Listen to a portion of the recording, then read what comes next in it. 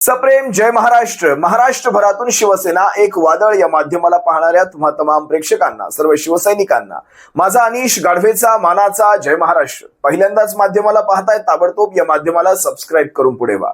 महाराष्ट्रभर शिवसेनेच्या विचारांना पोहोचवणाऱ्या या माध्यमाला तुम्ही सर्वांनी मिळून मोठे करा ही नम्र विनंती करतो. गेल्या 2-3 दिवसांपासून भाजपाची एक गोदी पत्रकार, तिचा चांगलाच देशभरामध्ये समाचार घेतला जातोय. तिचं तोंडच तसं आहे. प्रत्येक विषयामध्ये नाक खुपसायची तिला सवय आहे. नको त्या विषयांमध्ये आपलं मत ठेवायची सवय आहे. त्यामुळे प्रत्येक ठिकाणी भारतीय जनता पक्षाच्या या गोदी पत्रकाराची, आता हिला प्रवक्तीच खरं तर म्हणायला पाहिजे, पण तिची प्रत्येक ठिकाणी चांगलीच नाचक्की होत आहे. तिचं नाव आहे अंजना ओम कश्यप. आता लक्षात घ्या, काल परवामध्ये तिने देशभरातल्या युट्यूबवरच्या ऑनलाईन टीचर्सला म्हणजे नको नको ती दूषणं दिली. ती असं म्हणते, ही फक्त मार्कर घेतात, मागे ब्लॅकबोर्ड असतो, काहीतरी आकडे दाखवायचे, काहीतरी ग्राफ काढायचे आणि विद्यार्थ्यांची दिशाभूल करायची. आता अंजना ओम कश्यपच्या मनामध्ये एवढा या युट्यूब टीचर्स विषयी राग का आहे, हे खरं तर तुम्हाला त्याची थोडीशी बॅकग्राऊंड द्यायला पाहिजे. अंजना ओम कश्यप हिच्याविषयी वेगळं काहीच सांगायची गरज नाही. अगदी भक्तांड म्हणजे भक्तांच्याही पलीकडे जाऊन अंजना ओम कश्यप यांची ती पत्रकारिता आपण सगळेजण पाहतो. जाऊ द्या, ज्याचा त्याचा वैयक्तिक अधिकार आहे. प्रत्येकाला एक स्वातंत्र्य आहे आपलं मत ठेवण्याचं. काही जण स्वतंत्रपणे ठेवतात, काही जण मीडियाच्या आडून ठेवतात, काही पत्रकारितेच्या आडून ठेवतात. जे काही असेल त्यांना त्याचं स्वातंत्र्य आहे. मला वैयक्तिक एक अनुभव आहे, तुमच्या सर्वांसमोर पहिल्यांदाच ठेवतो. ठाण्यामध्ये लोकसभा निवडणुकांच्या दरम्यान 2024ला यांचा एक हेलिकॉप्टर शो असायचा, तुमच्या लक्षात असेल. हेलिकॉप्टर घेऊन यायचं आणि हिंदी डिबेट होती. ठाण्यामध्ये ज्या वेळेस माझे विचार मांडण्याची पद्धत सहन झाली नाही, त्यावेळेस माझ्यावर एक हल्ल्याचा प्रयत्न झाला. जे आहे ते स्पष्टपणे सांगतो, माझ्यावर एक हल्ल्याचा प्रयत्न झाला आणि या हल्ल्याच्या वेळेस अंजना ओम कश्यप किंवा त्यांचे कॅमेरे हे खाली झाले. त्यांच्या कॅमेऱ्यांनी त्या गोष्टी कदाचित टिपल्याच नसतील, ज्या गोष्टी घडू लागल्या होत्या तिथे. चला, तो प्रकार आपण आपल्या पद्धतीने घेतला, विषय संपला तो तिथे. पण मला चांगला अनुभव आला की कशा प्रकारे, म्हणजे पूर्वीच्या काळी आपण चित्रपटांमध्ये पाहायचो, मीडिया तेवढंच दाखवणार जेवढं त्यांना दाखवायचं असतं, कोर्ट तेवढेच निर्णय घेणार जेवढे त्यांना घ्यायचे असतात. म्हणजे हिरोला शिक्षा आणि गुंडे फरार किंवा गुंडे मोकाट, अशा प्रकारचे चित्रपटात वातावरण असायचं. तेच वातावरण मी त्या दिवशी तिथे ठाण्यामध्ये पाहिलं होतं. असो, हेही दिवस बदलतील, माझा विषय तो नाही, पण व्यक्तिमत्व तेच आहे. आता होतंय कसं, म्हणजे 2-3 दिवसांपासून तुम्ही सीबीएसईचे, NEETचे म्हणजे नीटचे ते सारे प्रकार ऐकताय. म्हणजे नीटचा पेपर फुटला, सीबीएसई मध्ये त्या लहानशा एका विद्यार्थ्याने, म्हणजे 16-17 वर्षाच्या त्या विद्यार्थ्याने कशा प्रकारे इथे सगळा घोटाळा चालू आहे, कशा प्रकारे ब्लॅकलिस्टेड कंपन्या तिथे कारभार सांभाळत आहेत.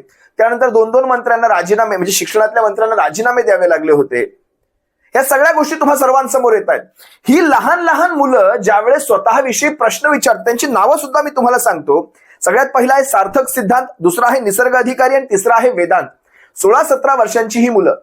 आणि त्यातल्या वेदांतने त्याला तर पाकिस्तानी ठरवून टाकलं. बरं, हे पाकिस्तानी ठरवणारे हे दूरदर्शन सारख्या चॅनलचे ते अँकर, म्हणजे अशोक श्रीवास्तव सारखे अँकर सुद्धा त्याला पाकिस्तानी ठरवतात. म्हणतात प्रश्न विचारलेत म्हणजे तू पाकिस्तानी.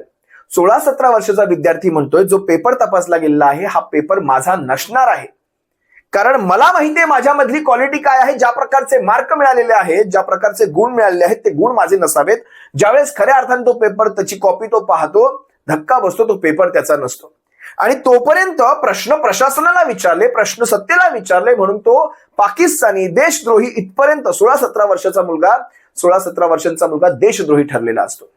बरं, डीडी नॅशनल टेलिव्हिजन सारख्या या वाहिन्या, यांचे पत्रकार अशा प्रकारे बोलू शकतात. हे कुठल्या प्रकारे चाललेलं, म्हणजे आपण ऐकलं होतं चीनमध्ये हुकुमशाही आहे, चीनमध्ये सुद्धा सरकारी 2 ते 3च वृत्तवाहिन्या लागतात, त्याच्या व्यतिरिक्त त्याच्यावर सरकारचं कंट्रोल असतं. चीनमधल्या वृत्तवाहिन्यांवर काय दाखवायचं किंवा नॉर्थ कोरियासारख्या देशातल्या वृत्तवाहिन्यांवर काय दाखवायचं हे सरकार ठरवतं. सरकार मटेरियल देतं आणि तेवढंच दाखवलं जातं, इतर काहीही तुम्ही दाखवू शकत नाही. आणि या अगोदरच तिकडे युट्यूब सारखी किंवा कुठलीही सोशल मीडिया माध्यमं नाहीत. व्हॉट्सअपला सुद्धा फार लिमिटेड अधिकार आहेत. मग आता तुम्ही ठरवा, आपण कुठल्या दिशेने चाललेलो आहोत, आपला देश कुठल्या दिशेने चाललेला आहे. आपणही त्याच मार्गाने चाललेलो आहोत. आज मेनस्ट्रीम मीडिया ज्या गोष्टी दाखवत नाही त्या गोष्टी आज खरं तर सोशल मीडिया ही दाखवते. कमीत कमी युट्यूबवर अशी काही माध्यमं आहेत. आजही ऑनलाईन टीचर्स, तुम्ही अनेक टीचर्स पहा जे युपीएससी, एमपीएससी किंवा त्या राज्यांच्या लोकसेवा आयोगाची, राज्य सेवा आयोगांच्या परीक्षांच्या तयाऱ्या करून घेतात. ते सारेच्या सारे टीचर्स यांना ह्या म्हणतात, हे अचानक कुठतरी येतात, मार्कर घेतात, ग्राफ काढतात आणि पोरांना काहीतरी शिकवतात. याचं कारण तुम्हाला सांगतो, सर्वाधिक टीचर हे सध्याच्या सरकारच्या धोरणांच्या विरोधात बोलतात. हे एकमेव कारण आहे यांची बदनामी करण्यामागचं, एकमेव कारण. आज कुठलीही मेनस्ट्रीम मीडिया थेटपणे सरकारच्या विरोधात बोलत नाही, जेवढा आवाज हा युट्यूबवर उचलला जातो. आणि त्याच्यासाठीच युट्यूबवर काही नियम आणले जाणार आहेत. या कॉन्टेंट क्रिएटर्ससाठी किंवा या सोशल मीडियावर जे विश्लेषण करतात, पत्रकारिता करतात, स्वतंत्र पत्रकारिता करतात, त्या सर्वांसाठी नियम आणले जाणार आहेत. आता ह्या नियमांमध्ये काय काय गोष्टी घातल्या जातील, आमचे चॅनल्स किती दिवसांपर्यंत टिकतील आम्हाला माहित नाही. पण जोपर्यंत आम्ही आहोत, जोपर्यंत आम्ही हा आवाज उचलतोय, तोपर्यंत लक्षात घ्या, जोपर्यंत तुमचा पाठिंबा सुद्धा आहे तोपर्यंत हा आवाज असाच उचलला जाणार. आम्ही याच्यामध्ये तसूभरही कमी पडणार नाही. तुम्हाला काल परवाचं ते म्हणजे शिक्षण मंत्रालयामध्ये तिथे आग लागली दिल्लीमध्ये, तुम्ही पाहिलात. सारे काही पुरावे जळून नष्ट, म्हणजे नीटचा संबंध झालेला घोटाळा आता पुरावे जळून नष्ट झाल्यामुळे त्याच्यामध्ये तर काहीच होणार नाही, सगळं संपलं. देशभरातले लाखो विद्यार्थी त्या दिवशी रडले असतील. काही नाही, शून्य किंमत, शून्य. आज देशाची भविष्य पाकिस्तानी ठरवली जातात, त्यांना पाकिस्तानी हे टायटल दिलं जातं आणि हे मीडिया करतं. आता अंजना ओम कश्यप त्या दिवशी नेमक्या काय म्हणाल्या, एकदा जरा तुमच्याच कानाने ऐका. यूट्यूब वाले स्टार टीचर्स जिनको कुछ जानना ना कौड़ी, कभी ब्लैक बोर्ड लेकर कुछ एक्सप्लेनर बनाते हैं, खाली व्यूज बटोरते हैं, उटपटांग ग्रैब्स लिखते हैं और उसके बाद से अपने आप को इतना महारथी समझने लगते हैं कि कुछ लोग उनको फॉलो करने लगते हैं. अंजना ओम कश्यप या ज्या प्रकारे ज्या आविर्भावात हे सगळं मत मांडत आहेत, तो आविर्भाव पाहता त्यांच्यावर कुठल्या पद्धतीची जादू झालेली असेल हे काही वेगळं सांगण्याची गरज नाही. एकदा या सगळ्या प्रकारानंतर ज्या वेळेस त्या एका पत्रकारितेसाठी बाहेर पडल्या होत्या आणि रस्त्यावर एक आंदोलन त्या कव्हर करत असताना लोकांनी त्यांना कशा प्रकारे घेरलं एकदा पहा. आपका इतना विरोध हो रहा है, कुछ बोलना है मैडम आपका इतना विरोध हो रहा है, कुछ बोलना है मैडम, आपका विरोध क्यों हो रहा है इतना? मैडम आपका इतना विरोध क्यों हो रहा है? मैडम आपको इतना विरोध क्यों हो रहा है?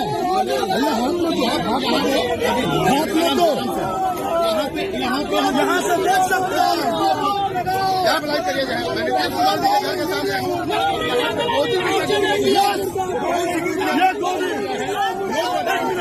कौन सी गोदी मीडिया है ये? कौन सी गोदी मीडिया है? कौन सी गोदी मीडिया है ये? घेरणं आणि लोकांचे हे प्रश्न विचारणं हे दिसतात तितके सोपे नाहीत. ज्या प्रकारे ज्या अग्रेशन मध्ये, ज्या रागामध्ये लोक प्रश्न विचारत आहेत, तो राग कोणत्याही थराला कधीही जाऊ शकतो.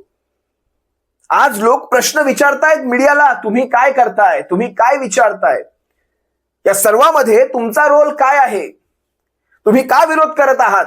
विद्यार्थ्यांच्या आंदोलनांसाठी ज्यावेळेस विद्यार्थी एकवटतात, त्या विद्यार्थ्यांवर पाण्याचा मारा केला जातो, प्रेशरमध्ये दबाव, त्यावेळेस त्या विद्यार्थ्यांची बाजू घेण्याऐवजी तुम्ही सरकारची बाजू मांडता.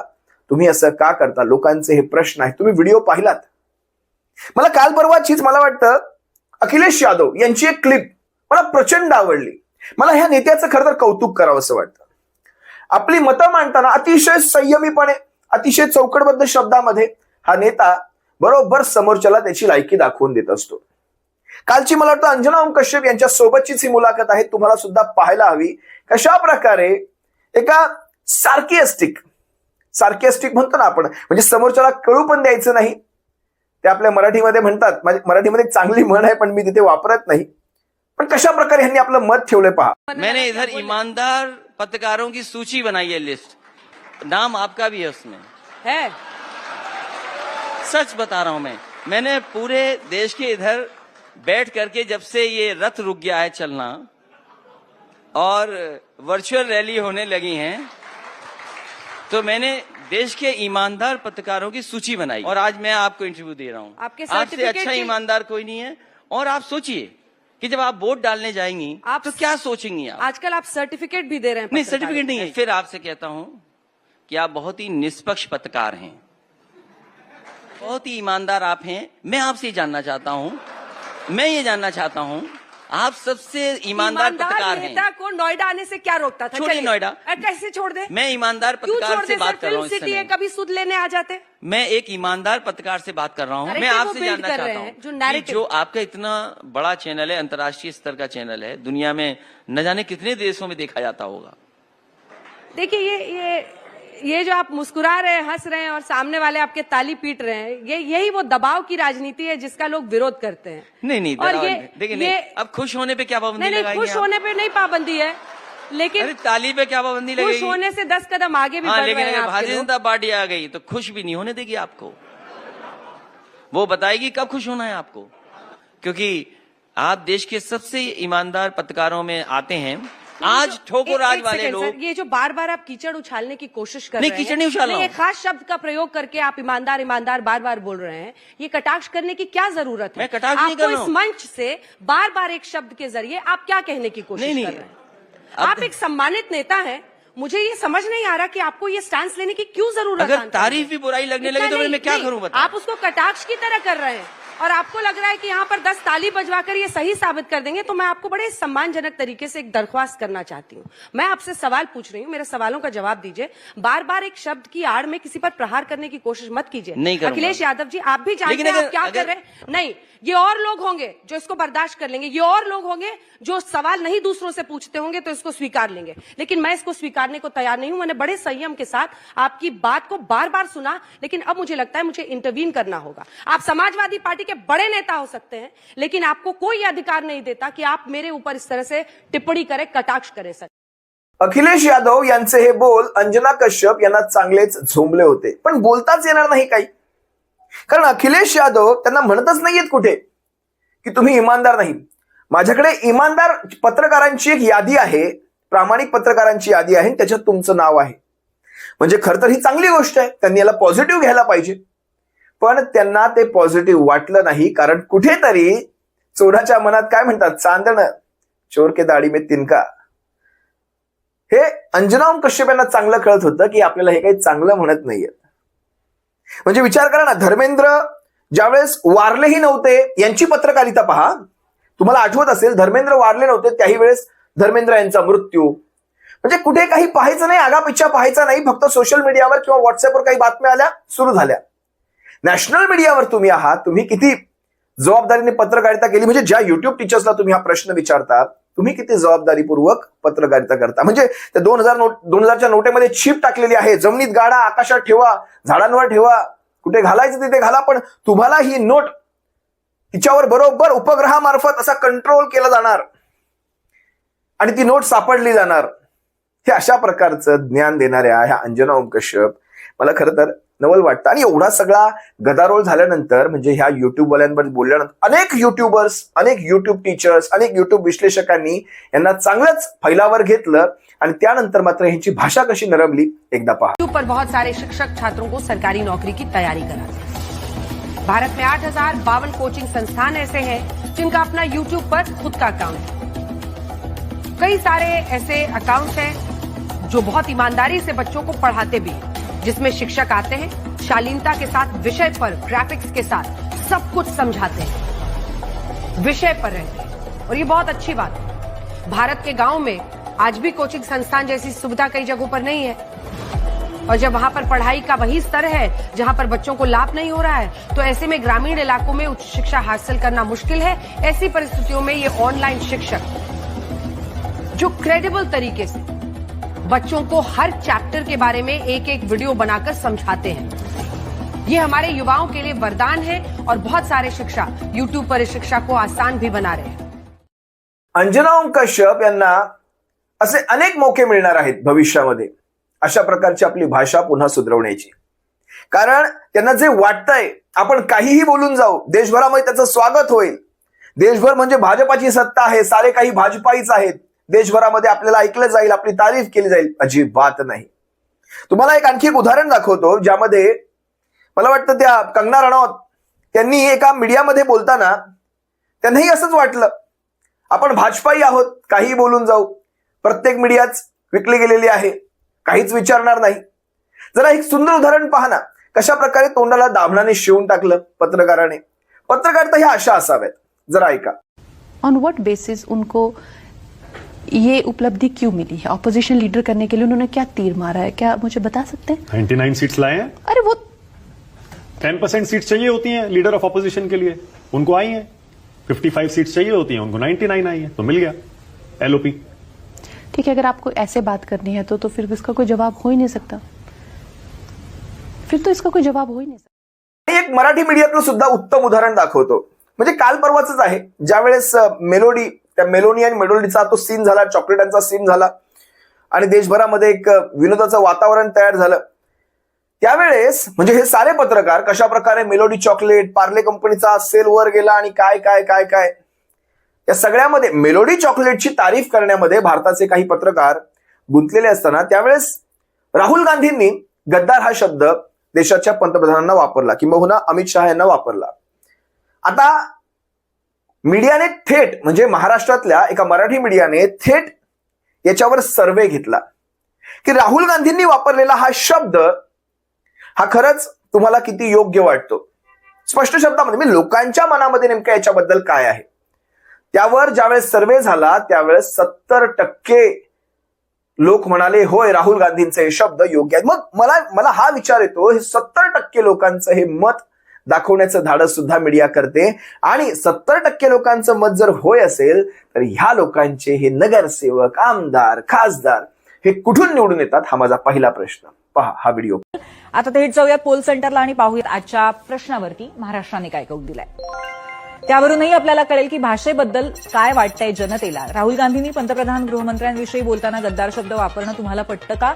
70% लोक म्हणतायत होय, 30% नाही.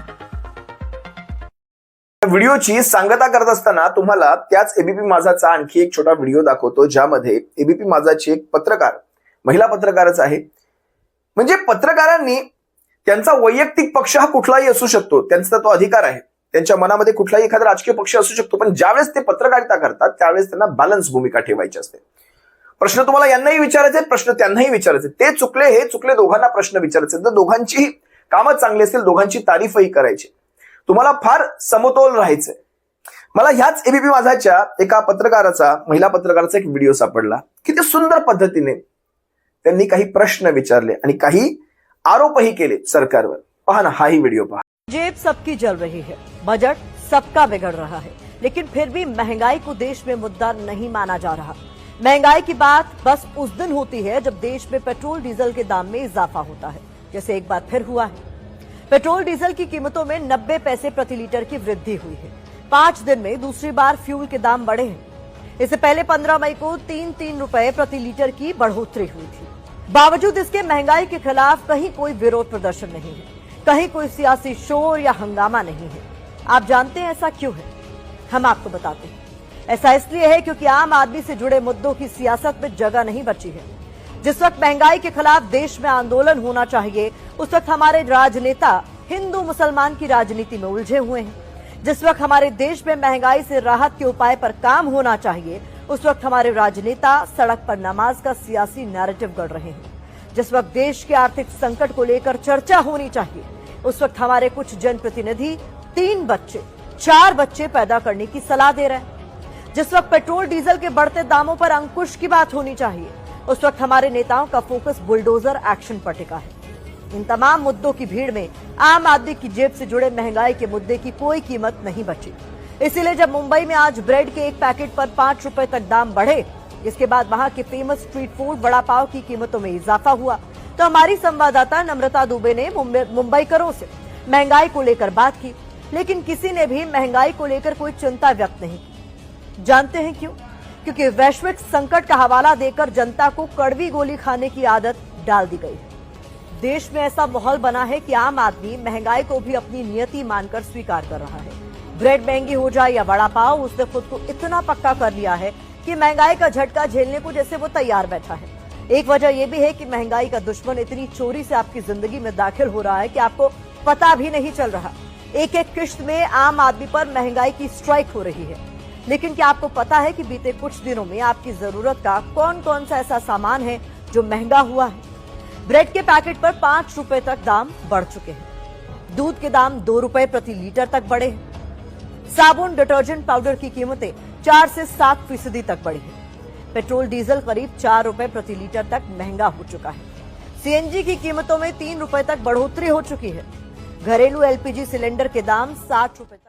असे व्हिडिओ पाहिल्यानंतर पुन्हा एकदा अंजना ओम कश्यप यांच्यावर येतो आणि या व्हिडिओची सांगता करतो।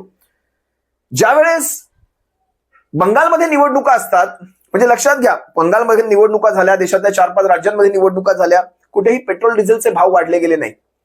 त्या निवडणुका व्हायची वाट बघितली गेली, त्यानंतर लागलीच 7-8 रुपयांनी पेट्रोल डिझेलचे भाव वाढले आणि भविष्यात आणखी अर्धा रुपयांनी वाढणार आहेत। पण बंगालच्या निवडणुकांमध्ये ती एक झालमुरी काय नरेंद्र मोदींनी खाल्ली, त्या झालमुरीची तारीफ करण्यामध्ये जवळपास अर्ध्याहून जास्त मीडिया व्यस्त झाली आणि त्यात ह्या अंजना ओम कश्यप सर्वात उच्च स्थानावर। झालमुरी कशी परंपरा आहे देशाला, झालमुरी कसं पौष्टिक खाद्य आहे असेलही, बंगालचं सांस्कृतिक खाद्य असेलही मान्य केलं, पण एवढी तुम्हाला गरज काय पडली? म्हणजे इतपत की लोकांनी एवढं तुम्हाला लाखोल्या हव्यात इतपत तुम्ही एवढं सगळं करणार? जर हाही व्हिडिओ पहा। पश्चिम बंगाल के 10 करोड़ लोगों के लिए झालमुरी सिर्फ एक स्ट्रीट फूड नहीं है, एक इमोशन है, ये एक एहसास है, एक जज्बात है, भीड़भाड़ वाली गलियों की आवाज है, हर रेलवे प्लेटफॉर्म की हलचल है, गंगा किनारे की ठंडी हवा के साथ घुला हुआ स्वाद है जिसमें सरसों के तेल की तीखी खुशबू, नींबू की खटास, मसालों की चटपटाहट सब मिलकर एक ऐसी कहानी बनाते हैं जो हर बंगाली के दिल में बस जाती है। एवढी तारीफ करावी की लोकांनी लाखोल्या वाहिल्या।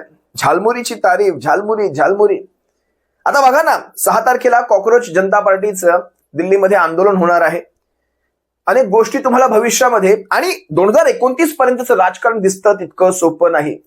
ज्या प्रकारे अण्णा हजारे ही जी एक मुवमेंट तयार झाली त्यावेळेस आणि मनमोहन सिंग सरकार पडण्यामध्ये अण्णा हजारेंचं ते आंदोलन, लोकपालचं आंदोलन हे कारणीभूत ठरलं होतं। देशभरामध्ये एक संताप उसळला होता। आज बरोबर 2 ते 3 वर्ष अगोदर अशाच प्रकारचं एक आंदोलन उभं राहणार आणि अशाच प्रकारचं एक आंदोलन देशातलं वातावरण संपूर्णपणे बदलवणार आणि 2029 मध्ये उलथापालथ्या तुम्हाला पाहायला मिळणार। त्यावेळेस हे पत्रकार नेमकी काय पत्रकारिता करतील त्यांना करू द्या, काही हरकत नाही, काही हरकत नाही।